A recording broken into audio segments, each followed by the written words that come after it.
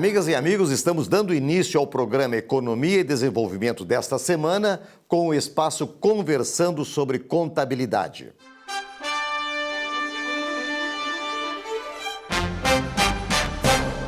Neste espaço Conversando sobre Contabilidade, estamos recebendo o contador Cristiano Bucor. Como é que está, Cristiano? Tudo bem? Tudo bem, Vilmar, tudo bem. E esses tempos aí de pandemia, esses tempos aí de reclusão, abre comércio, não abre comércio, serviços, trabalho, como é que está vendo essa situação, Cristiano? Antes de nós entrarmos no assunto da pauta de hoje, que é super importante. Tempos difíceis, né, Vilmar? Tempos muito difíceis. A gente está sobrevivendo, né? Os empresários aí sobrevivendo um dia depois do outro. Nós também, como profissionais, nos reinventando. No momento em que a gente precisa ter muitas reflexões, né, sobre a nossa profissão, sobre tudo aquilo que está acontecendo e ver toda a fragilidade em que a gente se encontrava, né, Vilmar? Aliás, eu acredito que esse serviço prestado pelos contadores, ele vem muito ao encontro da situação que a necessidade, né, a situação de necessidade que os próprios empreendedores têm para entender toda essa legislação que todos os dias ela está sofrendo transformações com as medidas provisórias que vão passando, não é, de uma para outra, com inovações, etc. E nós temos mais uma situação que logo em seguida virá, que é a questão eleitoral, que é as candidaturas, as prestações de contas, e é sobre esse tema que nós vamos falar com o Cristiano Bucor hoje, o contador Cristiano. Cristiano, como é que está essa situação da prestação de contas dos candidatos deste ano? Perfeito, Vilmar. Então, é um assunto bem recorrente, assim, entre nós profissionais. Todos se prepararam e estão assessorando, assim, os candidatos, né, os partidos políticos, porque a gente diferencia, assim, a contabilidade eleitoral e a prestação de contas eleitorais. Contabilidade eleitoral, a gente vai ter, na verdade, a contabilidade periódica dos partidos políticos, né? Que, na verdade, é voltada, teoricamente, para manter aqueles partidos, né? E a prestação de contas efetiva em épocas de eleições, né? Em períodos de eleições. Então, este ano é um ano que se tem aí uma insegurança, uma incerteza sobre tudo aquilo que foi planejado, devendo lembrar que a gente tem um calendário eleitoral. Que não mudou em nada ainda. Que não mudou, mesmo, né? Que não mudou. Então, assim, existem muitas restrições. Eu mesmo acredito que vai ser bem complicado essa mudança, porque a gente, como disse, a gente deriva da lei, a Constituição, artigo 16, ela tem o princípio da anualidade.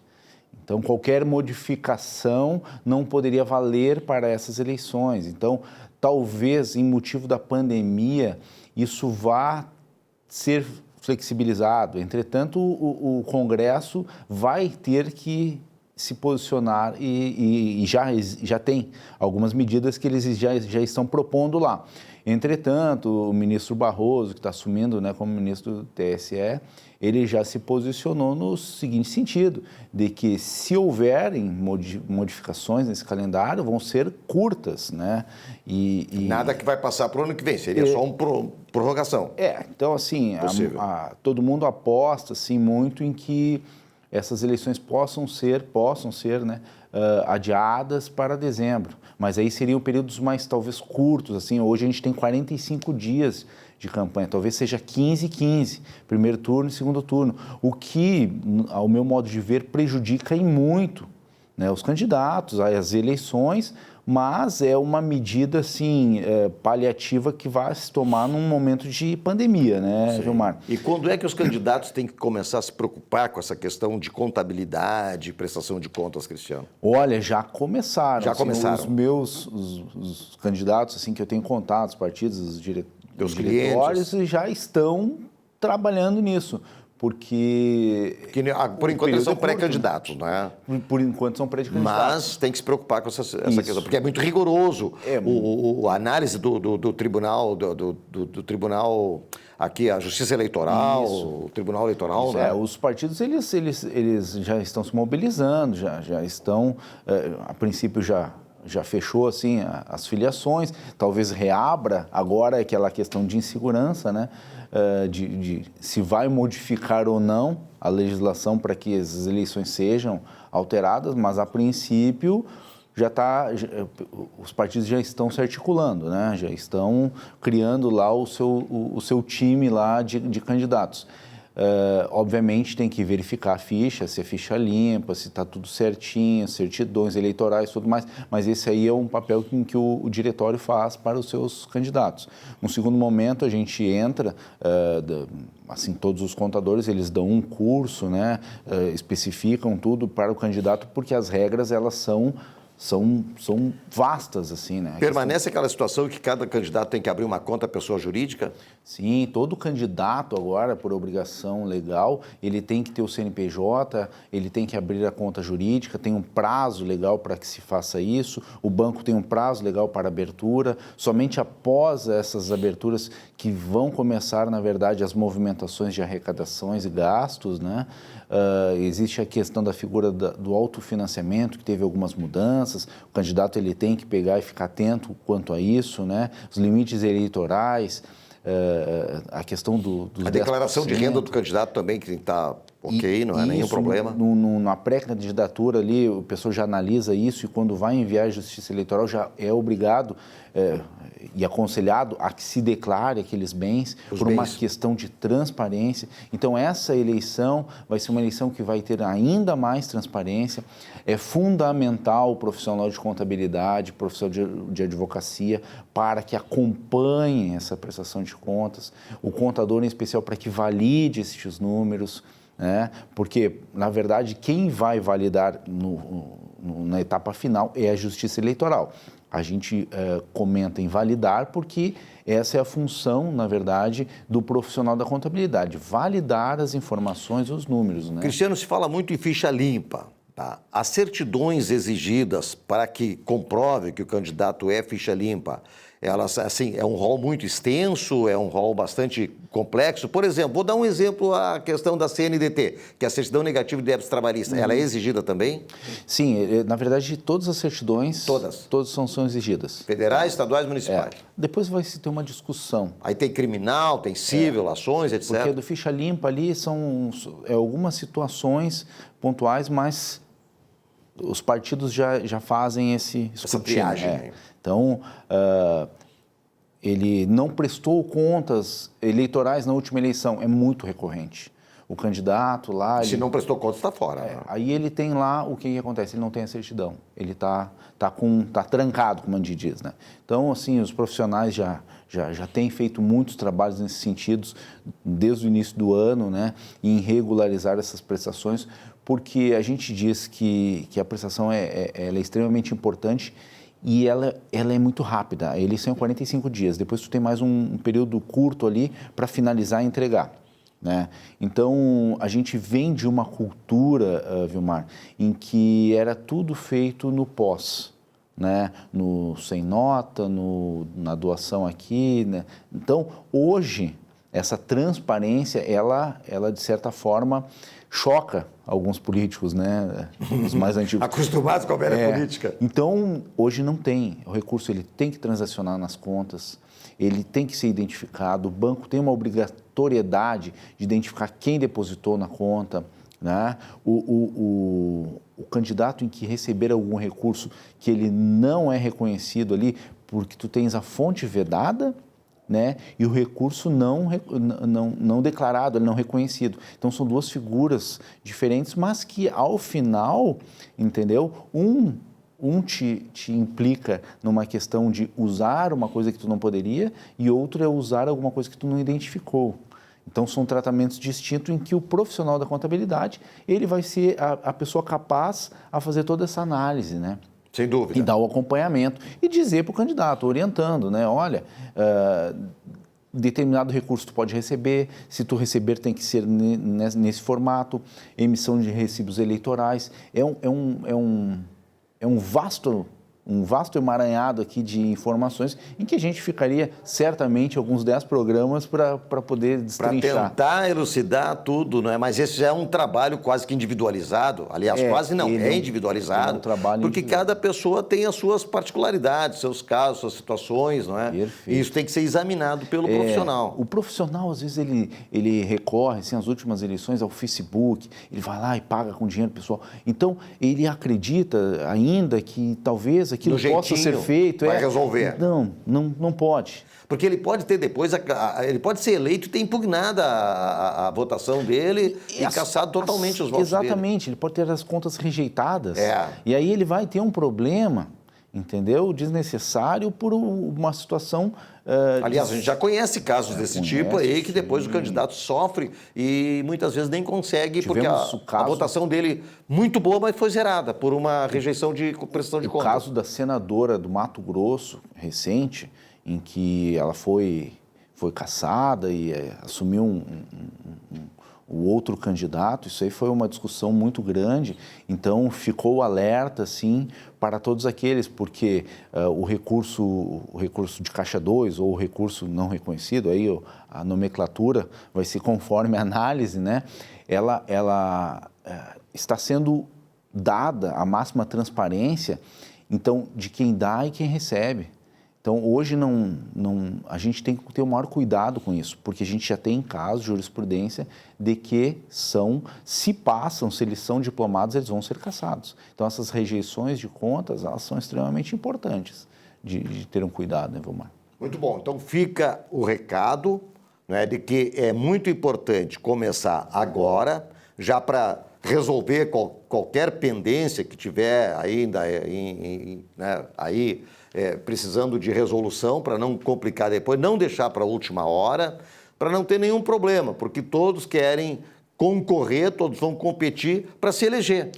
Obviamente, ninguém vai lá para fazer de conta, não é? Exato. E aí, acaba fazendo uma boa votação, muitas vezes até acontece de não se eleger, mas fez uma excelente votação, ficou na suplência, ajudou a legenda, e acaba perdendo aqueles votos, quer dizer, é um problema realmente sério, né? É um problema grande, Vilmar.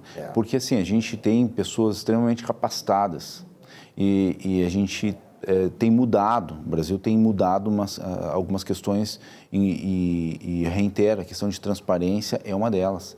E hoje a administração pública, a transparência, ela tem que ser ainda mais trabalhada e muito mais melhorada. Nós estamos vendo casos agora com a questão de pandemia em que nós questionamos a transparência. Lamentáveis. Cristiano, muito obrigado pelas tuas colocações, teus esclarecimentos. Nós sempre estamos aqui com esse espaço e vamos concluir o espaço conversando sobre contabilidade para voltar no próximo bloco.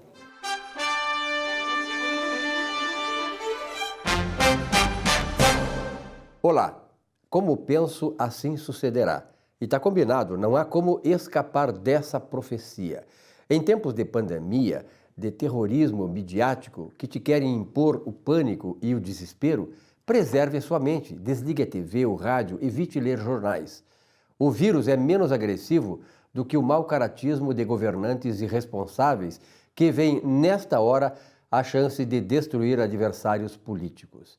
Mesmo que para isso, você e milhões de outros sejam as vítimas da vez. Tempos tristes, apocalípticos, que Deus nos ampare, proteja e livre dessa raça de políticos canalhas e diabólicos. Boa semana.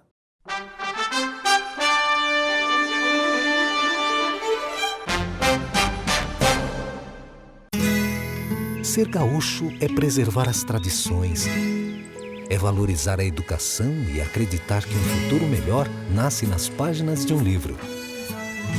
É nossa tradição trabalhar duro. Temos orgulho do suor que escorre do rosto.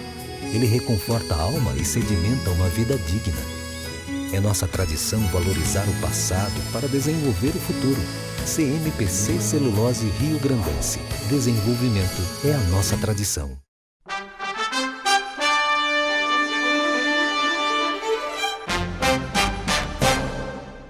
Muito bem, amigos e amigas do Economia e Desenvolvimento.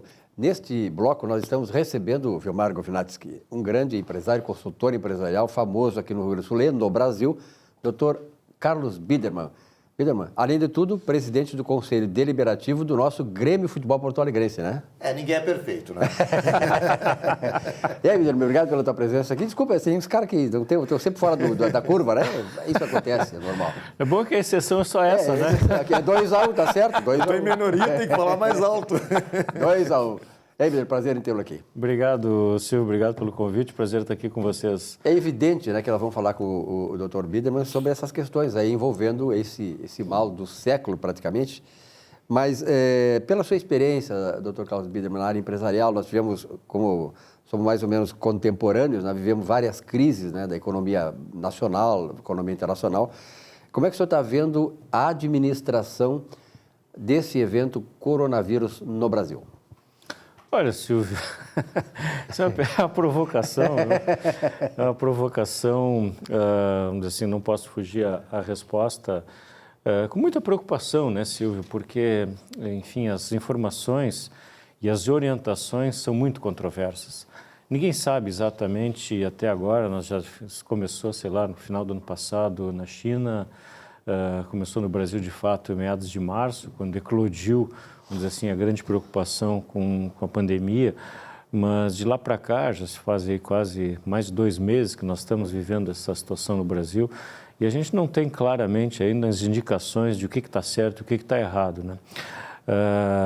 Então, é muito difícil dar uma opinião, né, especialmente olhando de fora e lendo uma série de informações, né? O pessoal tem usado muito dados ditos como científicos para tomar uma posição ou outra, mas a gente vê a controvérsia que existem, né? Até o próprio isolamento, né, que é tão falado, o benefício de achatamento da curva, mas vai olhar Nova York e as estatísticas dizem que 80% das pessoas infectadas estavam dentro de casa em isolamento. Assim, poxa, então o isolamento é bom ou é ruim? Não se sabe, né? O nosso governador de São Paulo vai e estabelece o rodízio de placas. Aí as pessoas, em vez de ir de carro, que seria muito mais seguro, vão de ônibus para o trabalho. Então é muito pior. Então é muito pior. Então, acho que o problema disso, se o pior para mim, é o poder que se deu, vamos dizer assim, totalmente incorreto, inadequado aos governantes de tomar as decisões que estão tomando. Culpa do Supremo Tribunal Federal. Não sei se do Supremo Foi ele que Tribunal Federal, mas tirou o poder do presidente. mas a Constituição estabelece, né, que num caso desses de calamidade pública, os governadores e prefeitos e governantes de maneira geral passam a ter poderes muito acima do que eles teriam normalmente. Então, o poder de fechar, abrir, eu mando, eu abro, eu fecho, eu defino o que é essencial. Olha, conceito de essencialidade, esse é um conceito individual do ser humano. Poxa, se eu acho que um manicure, sei lá, um cabeleireiro é essencial para mim, eu que vou definir. E o cara que está prestando serviço, isso é essencial para ele, tá certo? Agora, transferir a um governante o poder de definir o que é essencial, isso é ridículo, isso não faz nenhum sentido. Aí o cara define, transporte mas a academia não é. Poxa, mas se a pessoa precisa, vamos dizer assim, se manter em forma, é questão de saúde pública, o sujeito está em forma, está, vamos dizer assim, respirando um ar puro, está fazendo seu exercício, agora impedem as pessoas de fazer esse exercício, fazer a sua caminhada na rua, em benefício do quê? De uma incerteza, vamos dizer assim, vamos dizer assim, ficar em casa cujos benefícios não se sabe bem quais são, então tu está causando um dano certo por um benefício incerto. Então, eu acho que o melhor ainda seria, vamos dizer assim, a conscientização do que as pessoas devem fazer e deixar o livre-arbítrio das pessoas exercerem o seu direito de usar máscara, de usar a sua academia, de fazer a sua caminhada no parque. Por os parques de São Paulo, aqui de Porto Alegre, o Parque Germânia está fechado. Mas qual é a razão de fechar o parque? Então, as pessoas ficam caminhando em volta do parque, porque lá dentro do parque não pode entrar. Que benefício está sendo causado por esse ato autoritário, abusivo de fechar um parque? E aí podia, vamos dizer assim, citar inúmeros exemplos, mas o principal para mim é essa questão da retirada da liberdade individual. Isso é muito grave e à medida que a sociedade aceita que você retire a sua liberdade individual de exercer o seu livre-arbítrio, de exercer o que é bom para si e transferindo para governantes o poder de definir o que é bom para a pessoa, eu acho que aí a sociedade entra num risco absolutamente grave que é, vamos dizer assim, a perda da liberdade individual.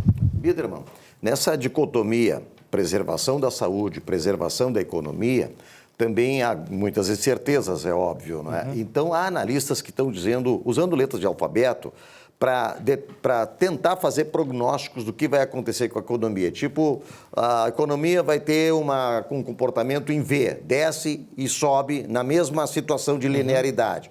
Outros dizem, não, vai ser em W, porque ela vai descer, vai subir um pouquinho, tem uma ressaca, desce de novo, e aí então retoma o crescimento. Outros dizem, não, vai ser em U, desce, fica um pouquinho lá embaixo, depois sobe. Outros falam que é o pior cenário em L, desce, fica lá embaixo, até que não sei quando, né, e tal. Qual é a tua percepção disso aí, Biderman?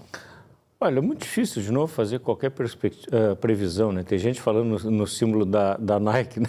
Desculpa pela propaganda, que é o swoosh, né? Que ela cai rapidamente, depois tem uma leve subida, muito lenta e gradual. Talvez esse seja o cenário mais possível ou provável.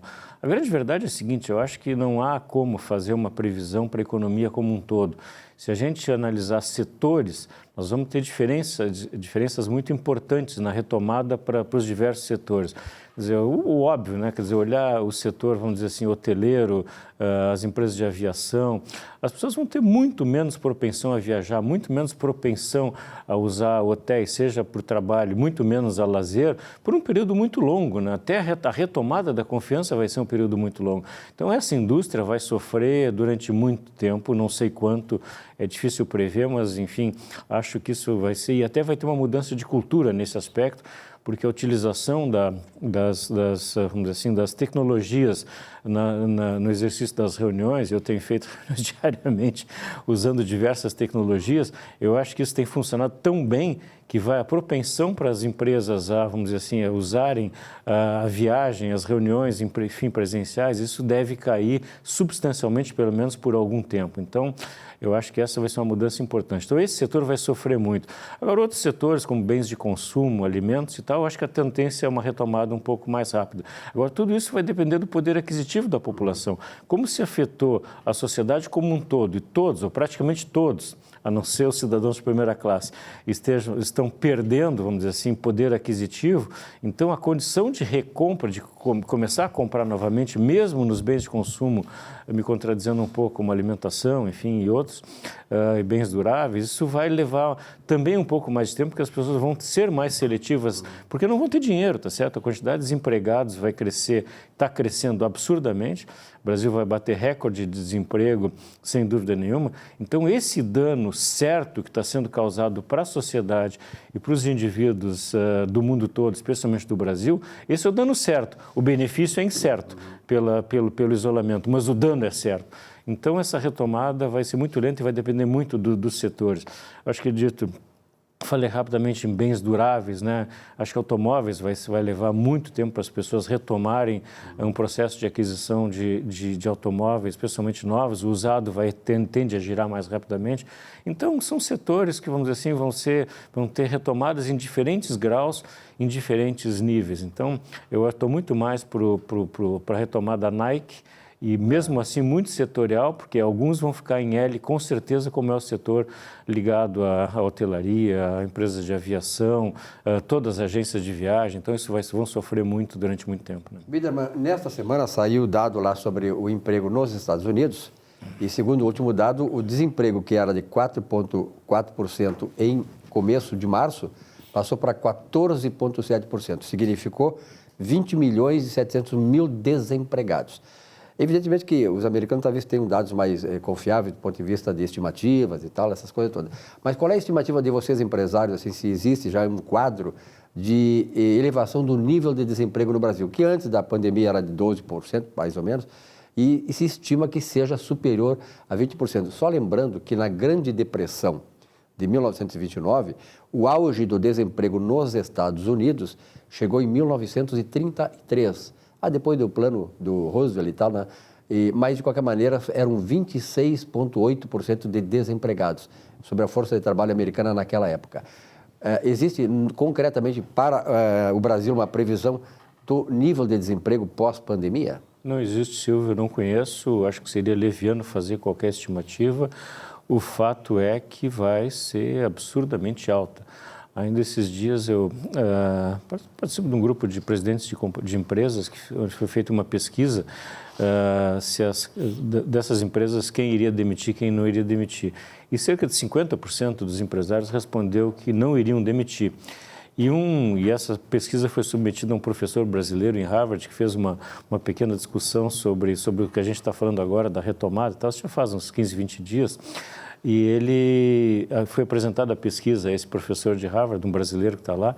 Ele disse, olha, esses 50% que dizem que não vão demitir estão absolutamente equivocados, não estão entendendo o tamanho da crise, porque eu não acredito, não conheço empresa que não tenha que fazer uma redução no seu quadro de pessoas. Então, acho que qualquer estimativa que se faça em termos de desemprego pode ser muito otimista, porque eu acho que a tendência vai ser muito maior do que realmente está se falando. Especialmente, Silvio, naquele emprego informal, onde já começou, onde já está muito forte esse desemprego. Então, o desemprego formal, ele tende a atingir níveis como nunca na história desse país, mas no emprego informal já é gravíssima a situação. Então, o dano na economia brasileira, o dano nas famílias... É devastador, né? É devastador. Então, realmente, a gente não tem ainda a dimensão de quão grave é essa situação que o Brasil e o mundo vai ter que passar nos próximos meses aí pela parada da economia como um todo. Bom, essa pergunta que eu vou fazer agora também é do Vilmar aqui. Desculpa, Vilmar, porque o Vilmar, colorado como é, também quer saber qual é a tua impressão como presidente do Conselho Deliberativo do Grêmio, essa questão de volta do futebol ou não. Quando é que vamos voltar ao estádio? Nós vamos voltar, os jogadores vão voltar? Ninguém sabe, né, Vilmar? Há uma discussão sobre a volta do Campeonato Gaúcho, que seria a primeira competição que seria mais viável de ser concluída em meados de junho, talvez julho. Não sei, eu acho que vai depender muito da identificação de casos dentro dos próprios atletas e das famílias dos atletas.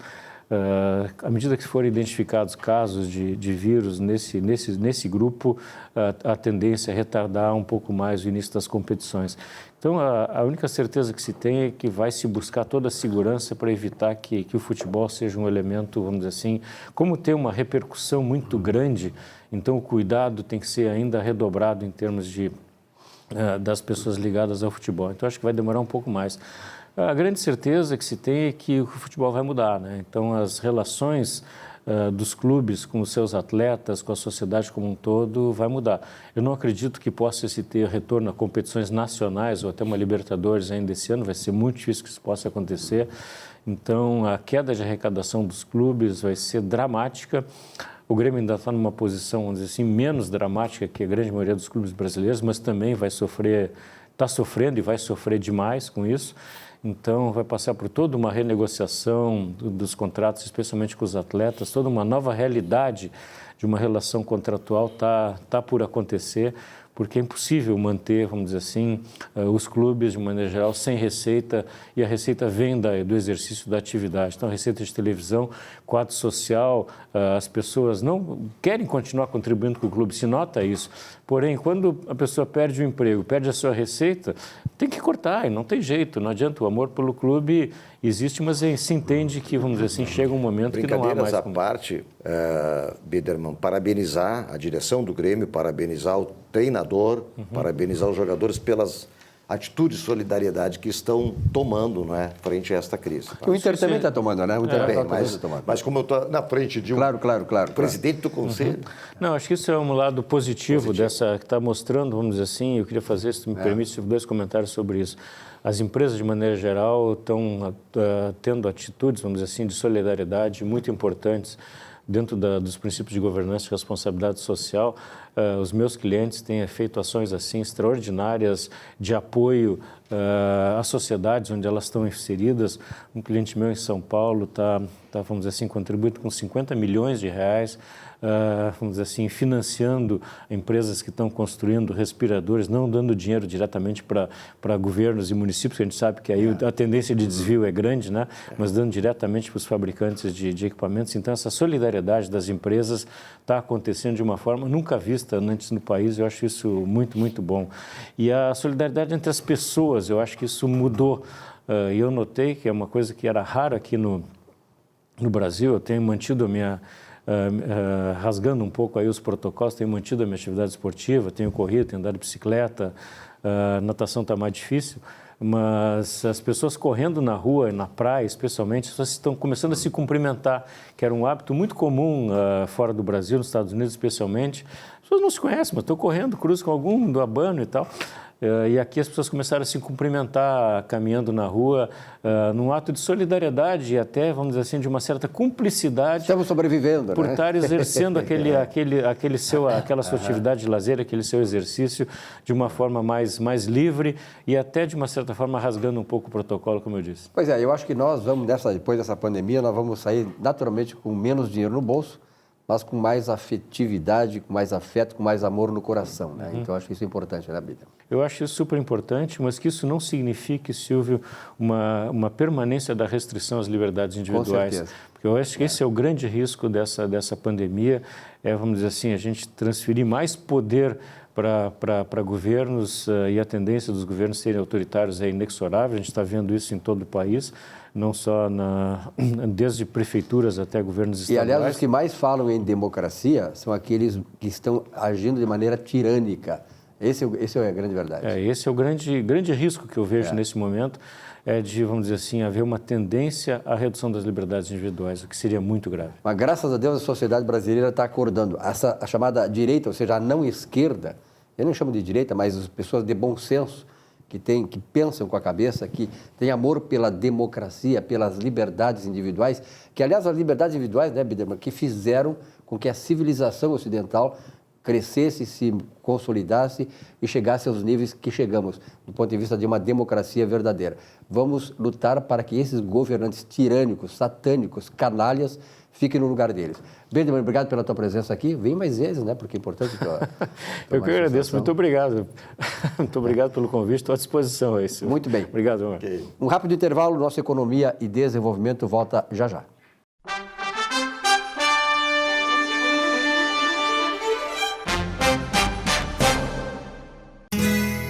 Ser gaúcho é preservar as tradições, é valorizar a educação e acreditar que um futuro melhor nasce nas páginas de um livro. É nossa tradição trabalhar duro. Temos orgulho do suor que escorre do rosto. Ele reconforta a alma e sedimenta uma vida digna. É nossa tradição valorizar o passado para desenvolver o futuro. CMPC Celulose Rio Grandense. Desenvolvimento é a nossa tradição.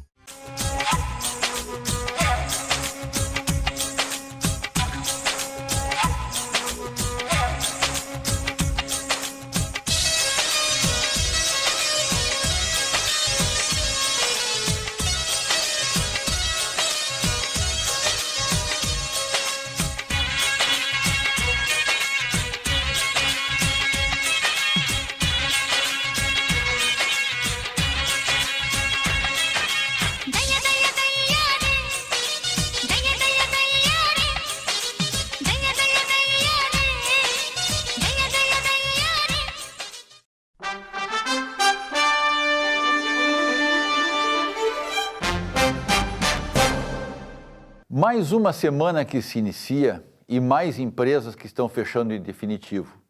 Não suportaram a estiagem econômica imposta pelas restrições sanitárias. Estou ciente das dificuldades que os gestores têm para tomar determinadas decisões. Muitas vezes utilizamos segurança em excesso por não ter o pleno conhecimento dos verdadeiros riscos envolvidos, como é no caso do Covid-19. Passados cerca de 4 meses do seu início, aprendemos muitas coisas, inclusive alterando nosso comportamento e o dos segmentos comerciais e de prestação de serviços. É sobre um desses segmentos, na área da saúde, que eu quero falar hoje. Um segmento que, penso, ficou esquecido, um segmento que muitos imaginam servir apenas para deixar os corpos malhados, bombados, trocar a caminhada na rua, no parque, pela esteira de uma academia. Pois é, quero falar justamente das academias, que recentemente foram flexibilizadas a receber sim, eu disse um cliente por vez.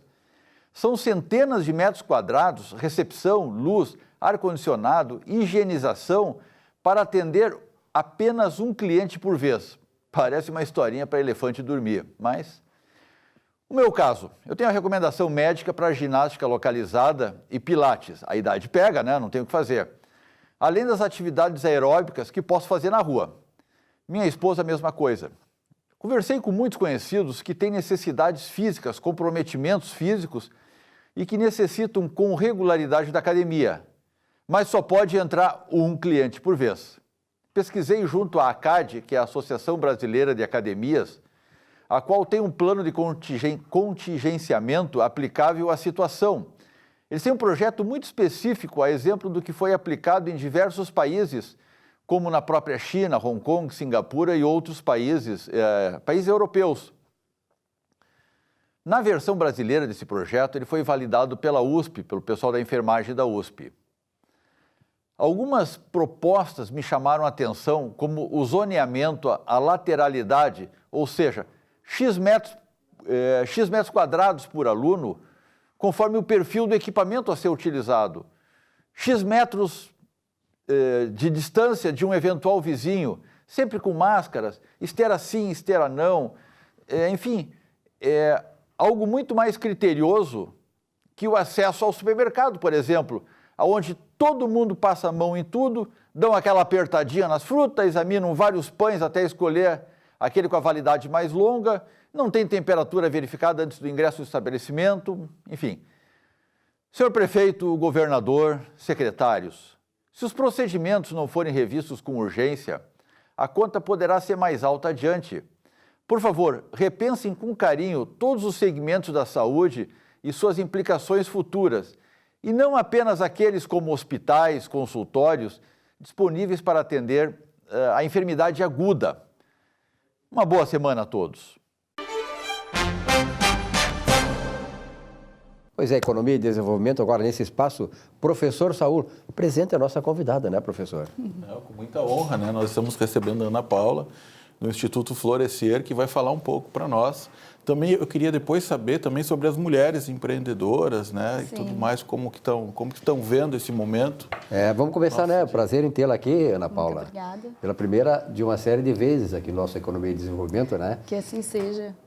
Perfeito. O que é o Instituto Florescer? No Instituto Florescer, a gente trabalha com desenvolvimento de pessoas, por meio de palestras, treinamentos, workshops. Eu sou consultora e escritora também. Nós também desenvolvemos projetos de forma individual, que nós chamamos de in-company. Às vezes a empresa está com alguma demanda na área de gestão de pessoas, normalmente, e a gente identifica qual o problema e monta todo um projeto para desenvolver aquela área que tem a necessidade. Uhum. E me diz uma coisa, nesse processo todo de pandemia, como é que tu está vendo o quadro do gerenciamento dessas questões por parte das pessoas e o papel que desenvolve o Florescer? Nós desenvolvemos várias atividades, principalmente no momento da pandemia, junto com parceiros, que este é um momento muito importante para a gente desenvolver parcerias. Quando começou a pandemia, logo a gente percebeu que iríamos ter possibilidades e oportunidades para desenvolver novos projetos e novos produtos, porque nós percebemos que os produtos anteriores não iam servir para este momento. Eu comecei a interagir nas minhas redes sociais e perguntar para as pessoas quais eram as maiores dificuldades que elas estavam vivenciando naquele momento. E junto às dificuldades que as pessoas me informaram, eu criei um produto. Isso é um exemplo, que é o projeto um programa de adaptação em casa. As pessoas vieram para o home office, elas estavam com dificuldade de criar uma rotina produtiva para desenvolver o trabalho, para desenvolver as escolas, o estudo com as crianças, porque as crianças não estavam indo para a escola, e eu criei um projeto, um programa para desenvolver. Também, em parceria, nós desenvolvemos um projeto chamado Movimento Solidário Empresarial, que o professor Saul foi convidado a participar, onde nós chamamos profissionais de diversas áreas e a gente poderia ouvir a opinião deles sobre esse momento e possíveis ideias e soluções para que a gente pudesse encaminhar dúvidas que as pessoas poderiam ter e como que a gente poderia ajudar a sociedade, os empresários, os empreendedores e pessoas que colaboram em outras empresas como funcionários. Nós fizemos uma live a semana passada, fui convidado a participar, foi bem interessante mesmo. Mas tudo isso só prova, Silvia, assim, ó, que houve uma desconstrução mesmo de vários projetos, de várias estratégias que vinham sendo construídas e que agora o que temos que fazer, né? Temos que reconstruir tudo com este novo formato. E a gente tem conversado, cada dia é um dia, né? Cada dia nós estamos chegando amanhã na metade de maio, nós não sabemos mesmo como vai ser junho. Tomara que a doença não evolua, né? Isso é uma grande preocupação nossa. E para depois ver aonde nós estamos, para depois começar a reconstruir. Agora, o teu exemplo, ele muito nos engrandece, porque ele mostra a possibilidade, né, de se reconstruir. E também, Silvia, a importância do empresário estar ligado no que está acontecendo, buscando viabilidades, tirando da cabeça o fato que vai desistir do negócio, vai ver como é que vai fazer para fechar e tal. Não, reinventa, utiliza o que está acontecendo agora a seu favor. Os empresários estão sendo testados na sua resiliência, mas faz disso, né, uma oportunidade para crescer, para se desenvolver, porque esse cenário, depois que nós limparmos as cinzas, retomarmos os negócios, vai persistir ainda por uns 3, 4 anos essa nossa crise aí, que nós recém estamos começando, né? E a nossa adaptação a isso, né? Como é que tu está imaginando, Ana Paula, assim, o desempenho do Florescer nesse pós-pandemia, assim, digamos assim? Vocês já estão sendo contatados com empresas? Sim, a gente não parou. As pessoas vêm com essa questão de, estou com mais tempo livre. Eu falei, não, gente, eu não estou com tempo livre porque no momento em que as pessoas não sabem o que fazer, não sabem qual o direcionamento, está todo mundo ainda no momento especulativo, as pessoas vêm para esse tipo de empresa, igual o Instituto Florescer, para que elas busquem caminhos. Por exemplo, veio uma pessoa para mim, falou, Ana, eu estou precisando trabalhar, eu estou fazendo um freelancer, ganho muito pouco por dia. Perguntei para ela, o que você faz? Ela, sou professora, formei em pedagogia. Falei, por que neste momento em que os pais estão com as crianças em casa, tendo que ensinar matérias que muitas vezes nem eles mesmos sabem, você pode montar um flyer, um card, coloca na internet que você dá aula de reforço, que você auxilia, conseguir ter inteligência emocional o suficiente para não se desesperar neste momento de crise, para poder conseguir enxergar as oportunidades e possibilidades dentro daquilo que a gente já faz. E também enxergar possibilidades de desenvolver novas habilidades. A gente sabe que alguns setores da economia estão muito parados, principalmente as pessoas que trabalham na área do turismo, de eventos. Então, a pessoa tem que pensar, se eu não consigo desenvolver isso agora, o que eu consigo desenvolver? Qual o setor que está desenvolvendo agora? Qual o meio? Um dos meios que a gente está desenvolvendo muito é na internet, é a parte virtual. A gente passou as nossas consultorias presenciais para o online. As pessoas estão começando a mudar o mindset de que é possível a gente fazer uma consultoria online, uma conversa, uma aula online. Tanto que as escolas agora estão se adaptando para passar essas aulas online e enxergar as oportunidades. E não, igual o professor Saul falou, se fechar e não saber, não sei mais o que fazer e entrar num processo de depressão e introspecção. Que só vai piorar o quadro. Que só vai piorar o quadro. Aliás, como é que o pessoal faz para entrar em contato, ter mais informações sobre o Instituto Florescer? Temos o site www.institutoflorescer.com.br. Flores e ser maiúsculo, né? Sim, o S maiúsculo. O S maiúsculo. São os dois S's ali juntos. Na verdade, essa questão da necessidade é que faz isso aí, esses institutos, por exemplo, assim, orientarem as pessoas, né? O caminho a seguir, né? Platão já dizia na República que o Estado nasceu da necessidade. Tanto é que ele cunhou uma frase que todo mundo usa aí, assim, que a necessidade é a mãe da invenção. Então, nós temos que nos reinventar, né? Esse é o recado final para as pessoas. Quando você pensar no que você pode fazer, eu sempre ensino um caminho que começa com o autoconhecimento.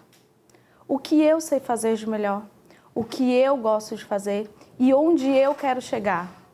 Quando você decidir onde você quiser chegar, o seu resultado que você quer alcançar, converse com pessoas que fazem aquilo que tu quer fazer. Veja quais são os prós e os contras de executar aquilo.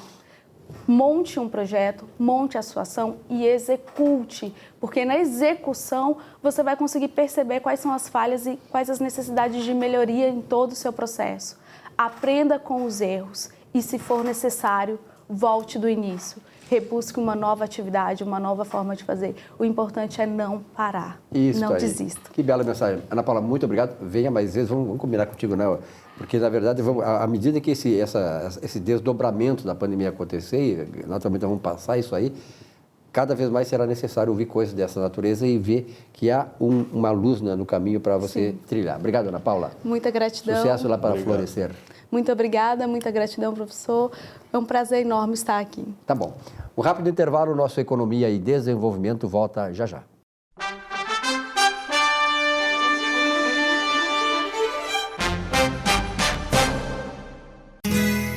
Ser gaúcho é preservar as tradições, é valorizar a educação e acreditar que um futuro melhor nasce nas páginas de um livro. É nossa tradição trabalhar duro. Temos orgulho do suor que escorre do rosto. Ele reconforta a alma e sedimenta uma vida digna. É nossa tradição valorizar o passado para desenvolver o futuro. CMPC Celulose Rio Grandense. Desenvolvimento é a nossa tradição.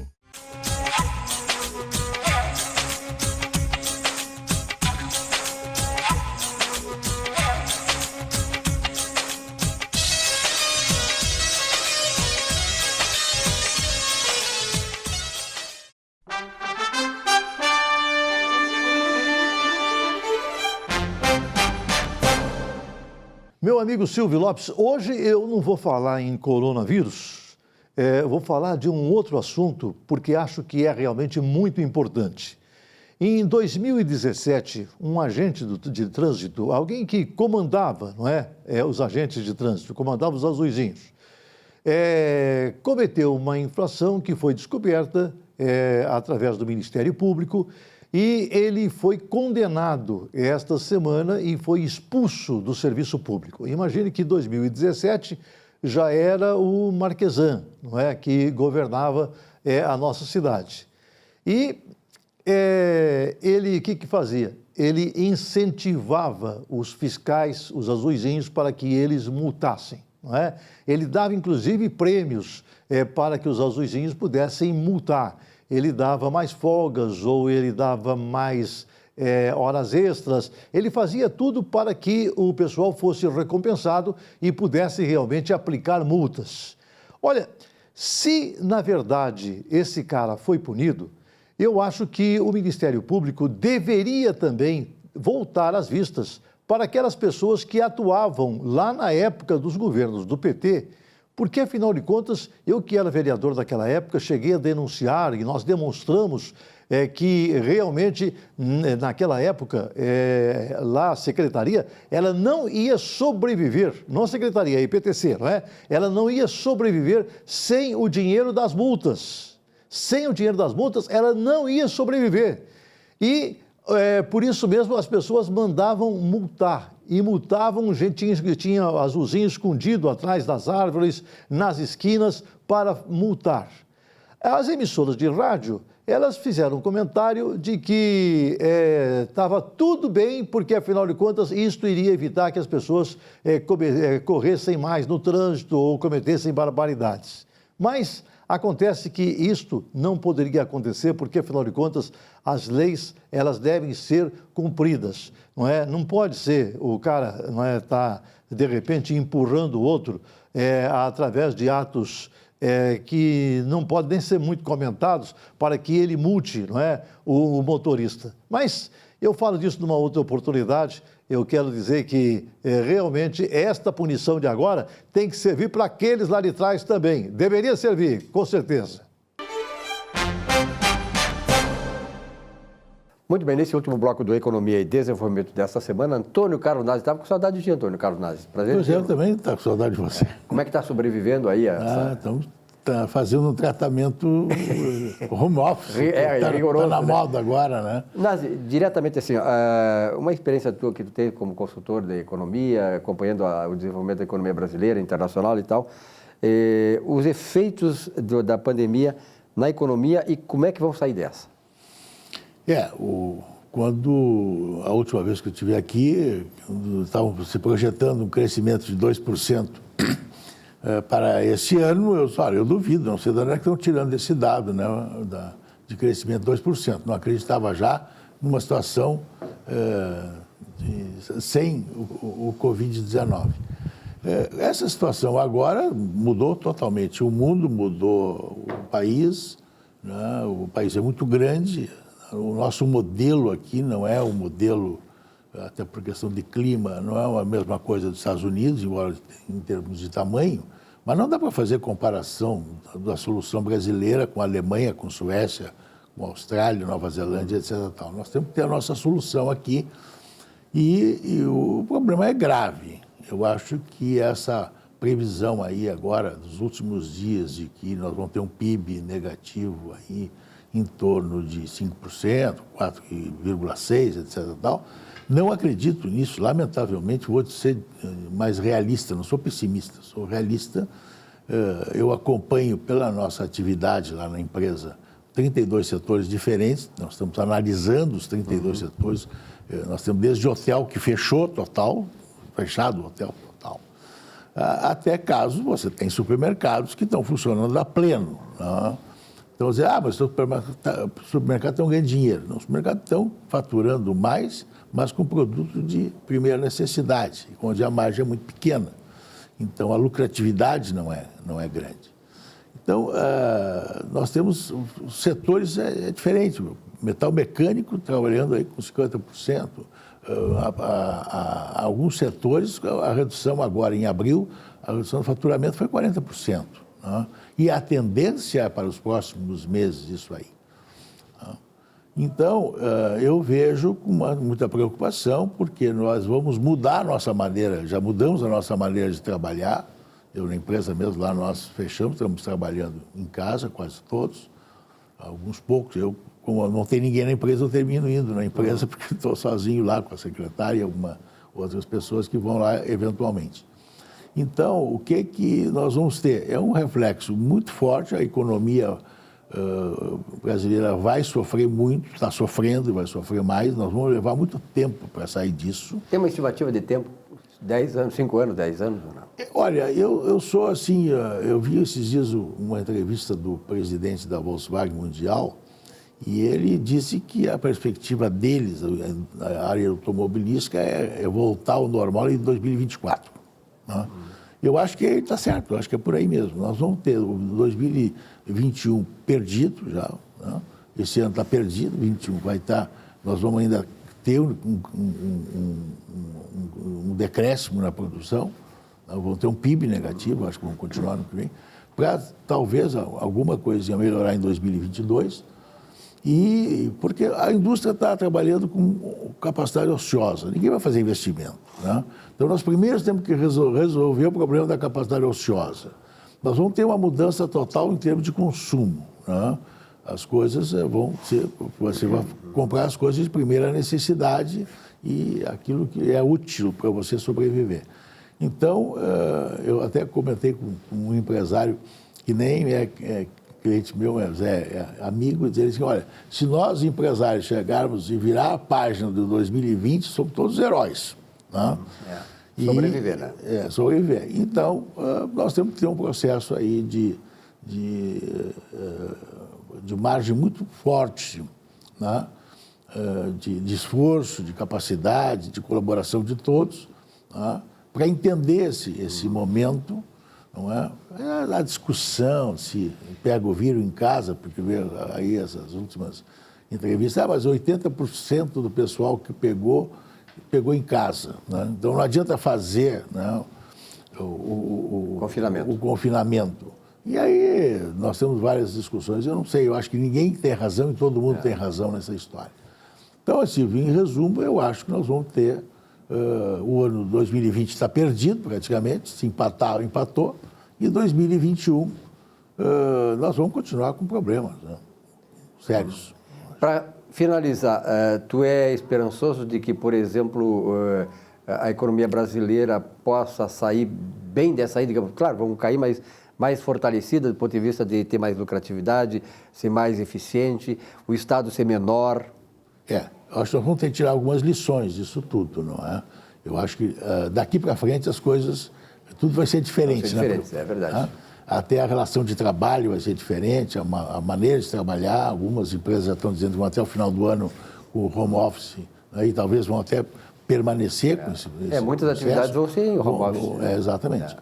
Então, eu vejo, como eu trabalho muito no agronegócio, eu acho que, através do agronegócio, nós vamos ter uma recuperação rápida, porque ele permaneceu. Esse ano nós tivemos um problema de safra aqui da soja no Rio Grande do Sul, de milho, 30%, soja 50%, mas no resto do Brasil não. Paraná, Mato Grosso do Sul e Goiás produziram muito bem, obrigado, o preço está muito bom, o dólar está alto. Então nós vamos ter, eu acho que através do agronegócio nós vamos ter uma recuperação mais rápida. De novo, agora, o agronegócio salvando. Agora, a atividade industrial, comercial e serviço, eu acho que nós vamos ter um tempinho ainda muito longo para melhorar. Nazi, sim, realmente as coisas estão muito complicadas, como tu disse, a questão é científica, mas até certo ponto, né, que tem muitas coisas que tem que se tratar do ponto de vista político, né? Como tu disseste, o confinamento é necessário, não é?